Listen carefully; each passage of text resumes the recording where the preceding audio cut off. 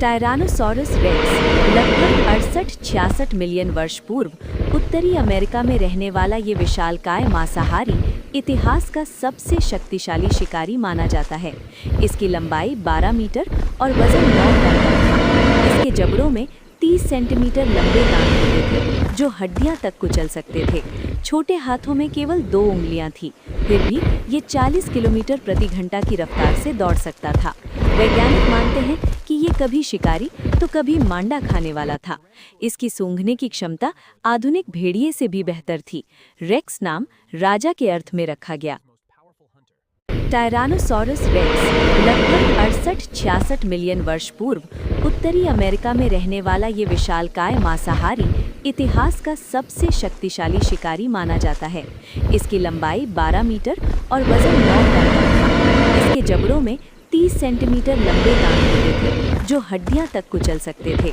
छोटे हाथों में केवल 2 उंगलियां थीं, फिर भी ये 40 किलोमीटर प्रति घंटा की रफ्तार से दौड़ सकता था। वैज्ञानिक मानते हैं कि ये कभी शिकारी तो कभी मांडा खाने वाला था। इसकी सूंघने की क्षमता आधुनिक भेड़िए से भी बेहतर थी। रेक्स नाम राजा के अर्थ में रखा गया। टायरानोसॉरस रेक्स लगभग 68-66 मिलियन वर्ष पूर्व उत्तरी अमेरिका में रहने वाला ये विशालकाय मांसाहारी इतिहास का सबसे शक्तिशाली शिकारी माना जाता है। इसकी लंबाई 12 मीटर और वजन 9 टन तक था। इसके जबड़ों में 30 सेंटीमीटर लंबे दांत होते थे जो हड्डियां तक कुचल सकते थे। छोटे हाथों में केवल 2 उंगलियां थीं, फिर भी ये 40 किलोमीटर प्रति घंटा की रफ्तार से दौड़ सकता था। वैज्ञानिक मानते हैं कि ये कभी शिकारी तो कभी मांडा खाने वाला था। इसकी सूंघने की क्षमता आधुनिक भेड़िए से भी बेहतर थी। रेक्स नाम राजा के अर्थ में रखा गया।